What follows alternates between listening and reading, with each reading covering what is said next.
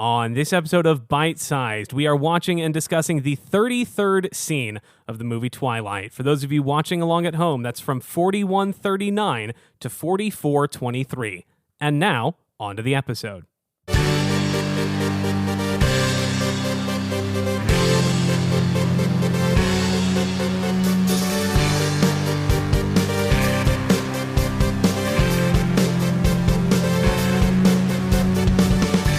Hello, everyone, and welcome to yet another episode of Bite Sized. If this is your first time listening, here's what's going on. My name is Ben. I am your host. I'm watching the movie Twilight one scene at a time in chronological order with a new guest every week. That means I send someone anywhere from 30 seconds to 3 minutes of the movie, and then we talk about it without really much other context. Speaking of guests, I have one today. My guest for today's episode is a Chicago improviser, actor, and general art performer.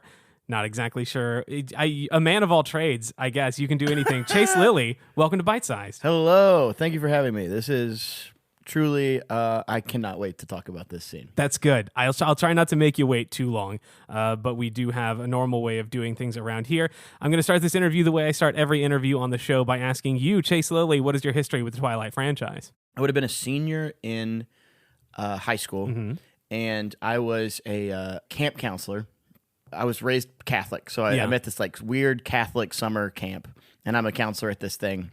And I remember a lot of the other counselors were reading it at this camp. Interesting. The cross-section between like Christians and Twilight readers is like there's a huge number. I feel like specifically like middle of the country Christians and Twilight readers or viewers or fans in general. There's like a huge crossover.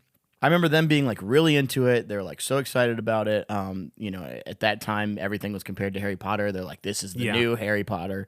I watched the movie with my then girlfriend, and I remember being like, this is trash. Okay. I remember watching the movie at that time and what year? I mean, I guess the movie just came out. It's like 2008. 2008. Okay. Yeah, 2008. Makes sense. Would have been, I didn't see it in theaters, but I remember it.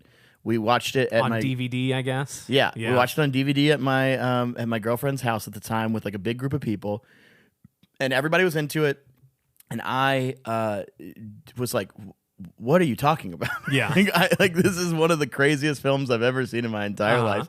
It felt like it was written over a weekend. And which is crazy because it's basically taken straight from the book. Yeah, no, totally. Because I did read the book. I was like, really? You know what? Maybe I'm being too harsh. I was trying to be self-aware, I don't want to be the kind of guy who shits on something just because everybody else likes it. I'm trying to expand my horizons. I'm going to read the book. And coming out of that book, I was not any more impressed with this series. Was your girlfriend into it, or was this just... Yes. Okay. And it was kind of a sensitive subject. Like, I wouldn't bring it up, and I wouldn't talk about it, and I wouldn't make fun of her for it, or I wouldn't, I really tried to avoid being that person who makes fun of people who are, in general, just fans of things. Yeah. And here's the thing now, I feel like it's kind of come to the other side where everybody recognizes that it's not like an incredible piece of art. It's more like this campy sort of thing that people enjoy.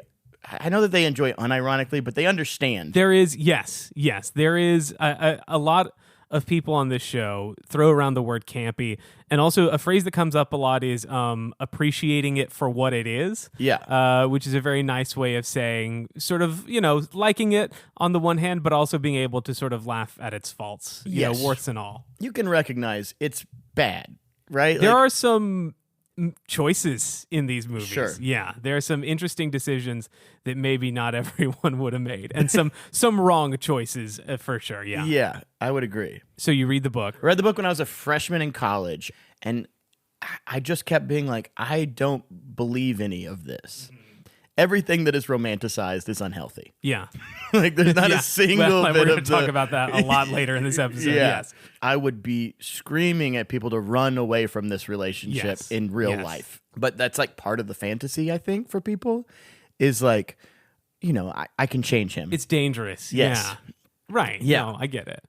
Did reading the book help you the relationship? Oh, no. I think at that point we were really on the rocks. This then girlfriend. This then girlfriend you keep talking about is not your current wife? No. Okay. No. This Shocker. was again, relating this back to this thing, Mm-hmm. My then girlfriend, who's a wonderful person, and I wish her the best. We're no shade, but she was very, very Christian, and I was at a place where I was like, I don't think that's who I am. I don't think that this belief system is something that I'm going to invest a lot of time in my adulthood. And so it's just like a foundational thing that like wasn't ever going to work. And so did Twilight sort of start that then? Was it the beginning of the end? I think that maybe that was the straw that broke the camel's back. In a way, I didn't realize that there was one through line in our relationship, and that was the Twilight series of novels and movies. And when we got to this place, really our opinions on this book probably informed a lot of our life views moving forward. Wow, that's incredible. What a huge impact this had on your life then. I know. For those of you listeners keeping track at home, this is maybe the 5th or 6th guest I've had that tried to get into Twilight for a girl, either to impress her or fix things with her. And it has worked 0 times. So don't try it. It's not going to happen. It did not give me any clarity. All right, let's get into the scene we're talking about now. Cool. We have entered the restaurant. They were standing outside in the last scene. A waitress comes and brings Bella some food, doesn't bring anything for Edward. They talk and have an uncomfortable conversation about reading minds, and that lasts for about 2.5 minutes. I want to start by talking about the waitress. We have to talk about the waitress. We have to talk about the waitress. We have to talk about the waitress. Huge moment. If you're looking for a master class in an opening line of dialogue to really get you into a location. Okay. This one starts with, all right, 1 mushroom ravioli. Thanks. Start a scene in the middle. Yeah. Young writers at home. Start a scene right in the middle. You don't need to set up the location. They can see the location. Yes. They're there with you. There's a great rule, show don't tell. Exactly. You don't have to tell us that you're dropping a plate of ravioli. You can just do that and then go. I could barely pay attention to what she was saying because I was so distracted by how she was dressed. Oh. She looks like she stepped out of that Amy Winehouse movie that's about to come out. Yes. Yeah. Okay, she has the big like Amy Winehouse rockabilly pompadour. She's got fingerless gloves, which seems like a weird choice for someone serving food. I agree. You're going to get sauce on those. You're going to get fibers in the dishes. I agree. That's a bad idea. She has a studded belt that definitely just came out of a Hot Topic. Yeah. There was an aesthetic at this time. Mm-hmm. Like an Avril Lavigne, I would say it was like a big, a Good Charlotte. It's like this like pop punk, but like safe. Yeah. Somewhere between like steampunk meets Abercrombie. Mm-hmm. Here's how I would describe her hair. Yeah. There is like a kind of pompadour thing happening, but what it looks like to me is that she has a one of those airplane pillows. Okay. Like on her head. Yeah. And they've wrapped the hair around the thing. And you'd be like, oh, that's a lot of hair. Because there's so much hair on top of her head. It's like really long. You can tell she has like very long, a lot of hair. Yes. And you'd be like, oh, she must be out of hair at this point. Uh-huh. But no, there's a massive ponytail coming down the back of her hair too. So she had like leftover hair after wrapping it into this wild shape on the top of her head. And then it just comes down the back. And then on top of that, she is dressed sort of like a gym trainer at a Pokemon gym. If that Pokemon gym was a Spencer's Gifts. Yes, exactly. Yeah, exactly. Her hair has like it's sort of that Wolverine look, like the Wolverine from the X-Men, where it like gets higher but only on the sides in that weird sort of big tall bouffant style. It's interesting. Before we get too far away from it, I want to point out that the waitress is played by an actress named Katie Powers, who was also Kristen Stewart's stunt double on the movie. Oh, wow. And is now a professional puppeteer. And just based on her Instagram, looks like super cool. No shade to the people playing in this movie. They were doing what they could with what they had. Yes. And I think maybe seeing someone dressed like this would have been less jarring when this came out in 2008. But from where we sit in 2024... you just don't see people dressed like that anymore. And it's everybody in the restaurant. Well, what is the restaurant? Oh, well, that's a great question. What do you think the restaurant is? Because the whole last episode was devoted to the crazy name of this restaurant. I'll read you a note that I wrote.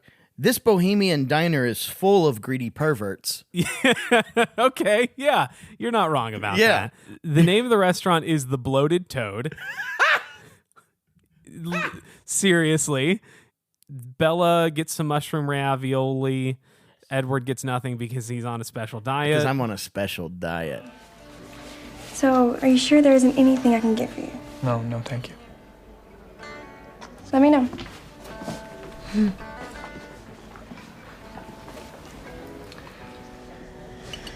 You're really not gonna eat? No, I'm on a special diet. What a line. Yeah. It's this weird situation where he's lying to her even though he knows she's not going to believe it, so he doesn't even try. It doesn't make sense. Yeah. And he almost winks at the camera. There's a moment where he almost just like looks directly down the lens and says, "I'm on a special diet." Wink. Right. This whole scene, or at least the first minute-ish of this scene, is Edward lying to Bella, knowing that she doesn't believe him. Mm-hmm. So it's like, what are we doing here, man?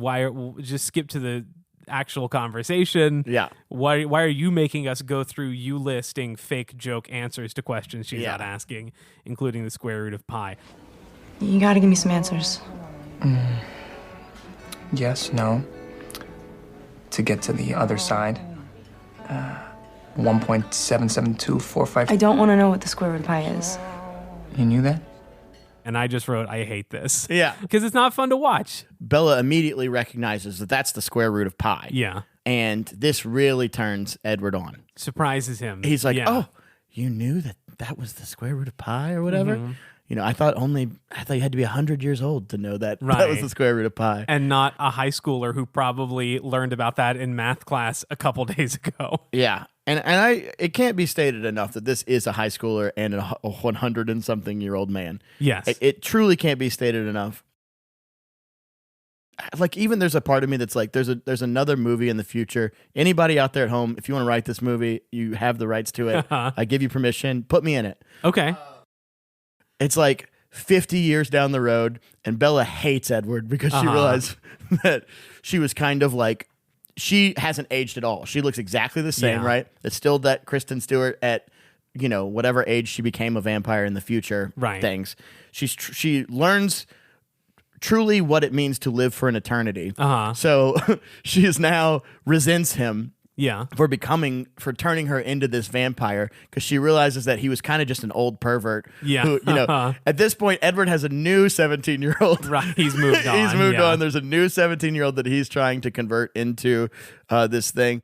So they talk, and it somehow Edward lets slip that he can read minds. Yeah. You read minds. I can read every mind in this room. Apart from yours.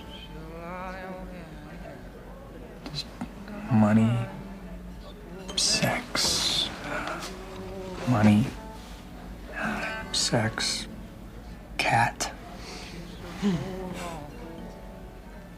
And then you, nothing. He reads them for filth. Yes. Like, again, this is why they're all greedy perverts. Yes. It's money, sex, which, thinking about money at a restaurant, like, this doesn't seem like, this isn't like a French cuisine. No. This isn't like a 4-star Michelin place, like, this is, it's like a kind of like a coffee shop, but they serve food. Yeah, if you look closely in the background, there's like a chalkboard behind one of the guys. Yeah. And it lists like 20 different types of coffee. I mean, and it's like not like in the real world, it's not a real restaurant, obviously. It's just like a place that they made up to look like one. So clearly, like, they didn't put too much effort into making this seem like a thought out place. Yeah. But like, yeah, what kind of money are they thinking? Are they trying to start a business? I don't know. He says, like, I can read everybody's mind in this room. And she goes, you can read minds? And at that point, I go, okay, is she smart or is she stupid? Yeah. Like, she just knew the square root of pi, and now she is repeating a thing that he just said to her back to her. She does not question it at all. Right. There's no part of her that's like, she just accepts that to be the truth. Mm-hmm. Immediately, she's like, oh, yeah, of course, he can read minds.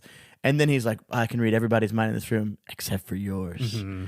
And that really gets her like going. She's like, but to me, I'm like, a regular human would go, that's the worst line I've ever heard in my entire life. So much of the dialogue from both of them from this scene is just a big red flag that if anyone were to say to you in real life, you would run away from that person.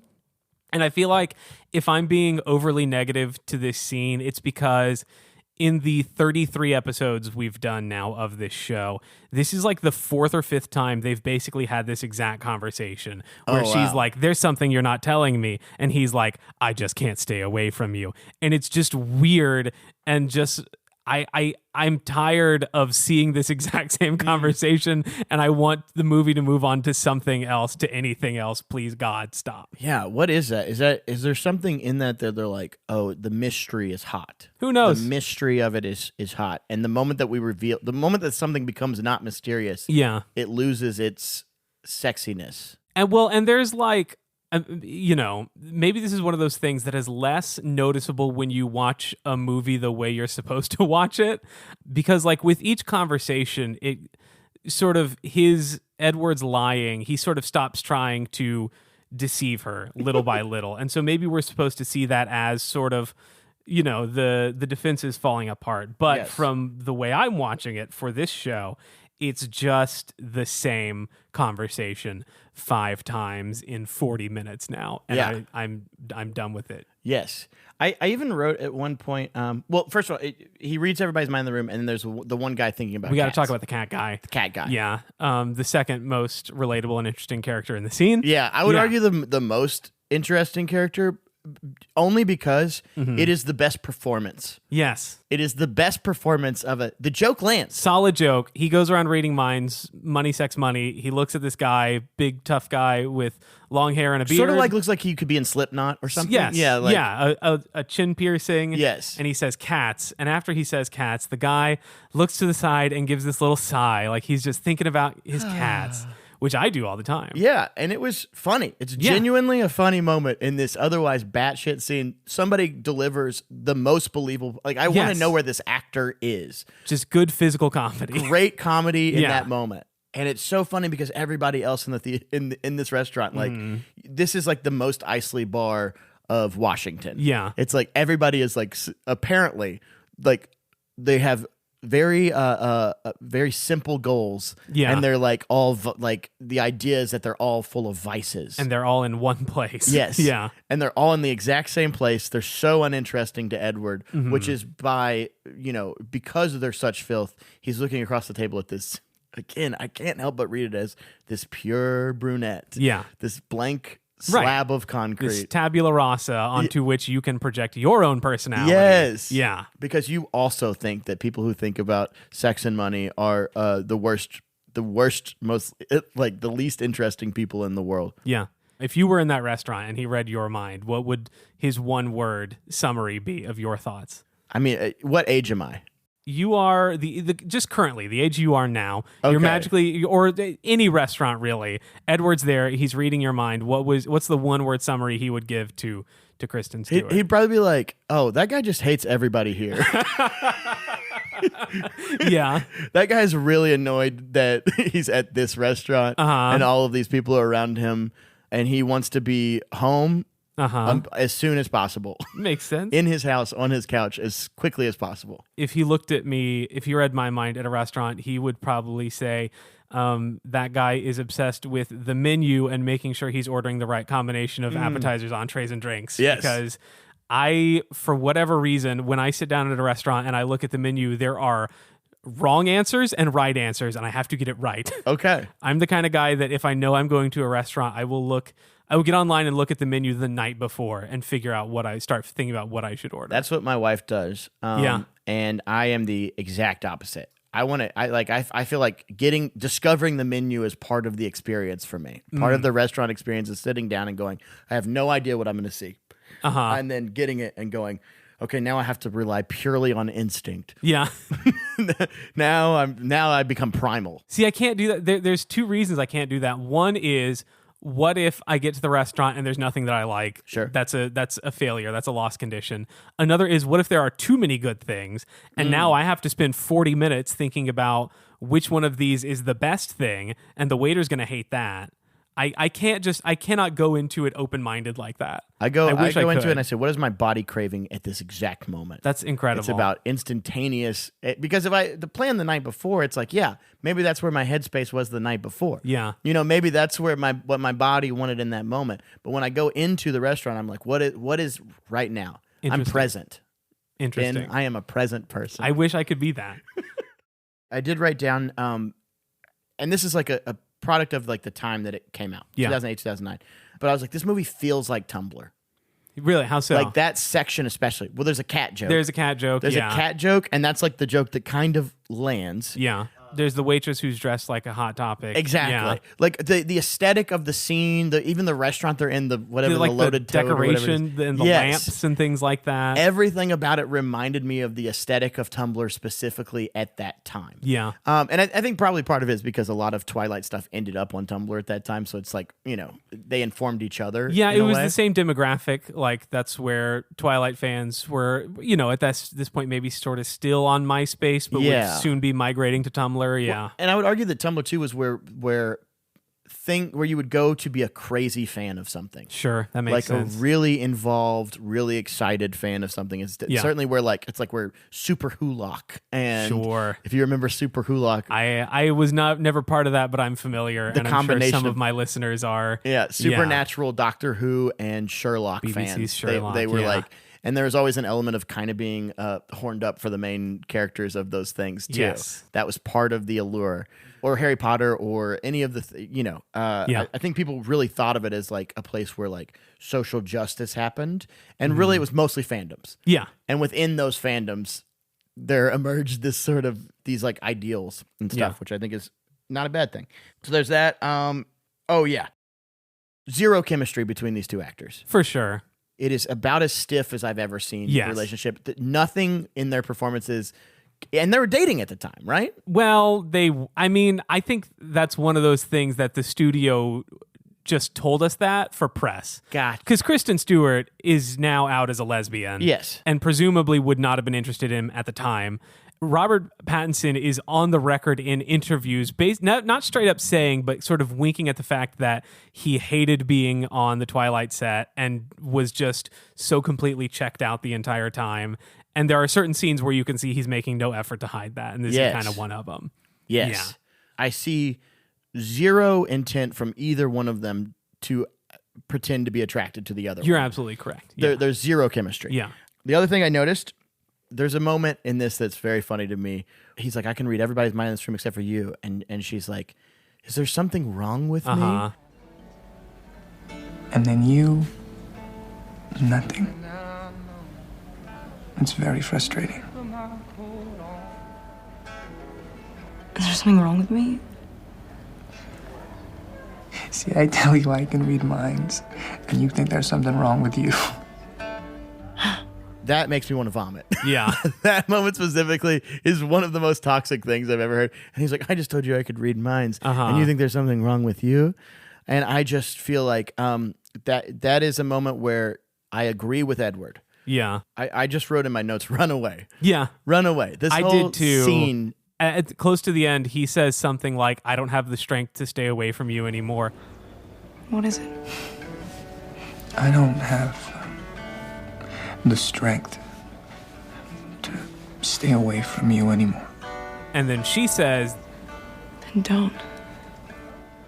which is the wrong answer, the wrong response to someone saying that to you. Yeah. And I think that maybe there is also that's where like this disconnect happens between everybody's girlfriend and boyfriend who tried to read it. And it's like, if I was reading this and trying to pick up tips about like what my partner wants, yes, I would be like, I could never say that to somebody. They would put me in jail. Yeah, for sure. I would be put into prison. I would be plastered on walls as like, in like the girls' bathroom, there'd be warnings written about me. Right. If that was the way that I talked to women. But also like this weird thing where, because in the end it does work out for them. So if you do find yourself in a situation like that, you tell yourself, but it worked out for them, so it's going to work out for me too. Yes. In like ways that like when I was in an unhealthy relationship, my early, when I was a lot younger, my point of reference was The Office. And I was like, oh, this is just like what Jim and Pam were doing. And they worked out, so we'll work it out. And we didn't work it out. And that's for the best that we didn't work it out. In situations in real life when people say these things, it never ends with them happily married for the rest of their lives. No. Yeah, and there is like a fantasy, like this wish fulfillment thing. I know we've kind of talked about this before, but talking about specifically how so many Christians were into this idea. Yeah. It was like, at the time, Christians were very into this like concept of purity and like trying, like it's obviously like sex is off the table. We're not doing anything sexual with each other. That's the, you know, that is the will of God. So imagine you had somebody who couldn't control their urges. They needed, and that was Twilight. That was also Christian Grey, which was a Twilight fanfic. Yeah, and it was like, what if they just couldn't help it? Right. They wanted you so bad and they needed it so bad that they just couldn't help it, and your job was to sort of fix them. And really, in the Twilight series, instead, she just becomes the bad thing. Yeah, you know, like she becomes the monster herself, but it's with zero self-awareness that that's what happened. Yeah. Which is its own and still issue. within the bounds of like waiting for marriage and things like that. Yeah, exactly. Yeah. It's like, it's weird. Twilight is a crazy tale, and I love you fans. I love you. I'm glad you have something that you can connect with. But I think I look at the time period, and I think about like, especially when all these conversations at that time started coming up about like, it was like really one of the first times that like as a nation we talked about like consent. Yeah. And we talked about these topics that are like kind of rough, difficult topics to talk about. Yeah. And then you look at all the media at that time and the most romanticized figures in the comedy movies, in like The Hangover, in all of these like film, in American Pie, you know, all of these figures for men at the time of like, this is what you should be, is the exact opposite of what we like learned from that era. Yeah. And then like 5 years later, we start having these conversations around like Me Too and all of these things, and we start to like actually talk about this topic as like take it seriously. Yeah. And I just think it's interesting that like, again, tying in the idea of this is what movies and media were like at the time. Then Tumblr appears. We start talking about them in this like fanatic way. Yeah. And then we start being able to pull out, oh no, there's like a lot of really unhealthy, toxic things inside of these pieces of media that like we don't believe as a society. We don't believe are healthy. Right. I don't know. I know this is not like the comedy part of the thing, but I just think it's like a really interesting, makes sense. A really interesting part of these movies that like I think without Twilight, we don't have these conversations 5 years later, 5 and 6 years later. Just like you and your then girlfriend. Exactly. Yeah. What a beautiful, now that's the circle to wrap it up on. The final question I ask, if you had to give this scene a name, what would it be? And this is also going to be the name of the episode, so make it good. Okay. This is one of those 2 moments I was warning you about. This is the first one. I would call it mushroom ravioli. Mushroom ravioli. Yeah. That's got to be it. That's what it's about. Yeah. All right. Chas Lilly, if people have been listening to this episode and want to learn more about you and maybe follow you on social media, where can they do that? I don't have any social media. What about shows? Is there anything you want to promote in this time? I can do that. I'm on Greenco, which is a touring company at the Second City. Mm-hmm. We do shows all over the nation. We're going to be doing a residency in Berkeley in July. In like Berkeley, California? Yeah. Congratulations. Yeah, it's going to be so exciting. In July, we're going to be doing a residency there. We're going to be doing a show in like Madison, Wisconsin coming up. Nice. So if you're in those areas, great. or you could always go. There's 3 touring companies. So if you come and see a home show, like a best of show at Second City, there's a 1 in 3 chance I'll be there. Okay. I'm also in a band. It's called Kid Copter. I run a little record label called Ersatz, ERSATZ Records. You can find both Kid Copter and Ersatz Records on Instagram. It's just kind of like poppy. It's 2 MDs that work at Second City and me's just a little side project when we're having fun. It's just kind of some self-aware pop music that is fun to make and all about villains who see themselves as heroes. Interesting. So kind of ties in. Kind of like Edward Cullen. Yeah. If you want to follow the show on social media, you can do so at bitesizedpod_ on Instagram, TikTok, and YouTube. I'm finally starting to post content on those short little clips from past episodes of the show. So give that a follow. Give it a like if you do see something that you enjoy. If you want to send an email to the show, maybe talk about something we talked about today, you can send an email to myfavoritetwilightpodcast@gmail.com. And I'm pleased to announce the show has a website now. It's twilightpodcast.com. Super generic, super easy to remember. Go there and see things. It's just the show. That's good branding. Thanks. It's easy to remember. That's really what I'm number one branding mistake is that you make something that's difficult for people to understand or remember. Yes. The number 2 branding mistake is choose a name for your podcast that has been used a lot, so all the good stuff's already taken. That's what I did. Sure. Thank you to my editor, Ben Oxshire, for putting these shows together. Thank you to the band Swimwear Department for letting me use their song Mauled to Death as our theme. That is it. That is all the time we have for today. As we always say at the end of every episode... Oh, I'm okay. We always say this, and we've said it for 1,000 years. Keep your pants on. Keep your pants on. See you next time.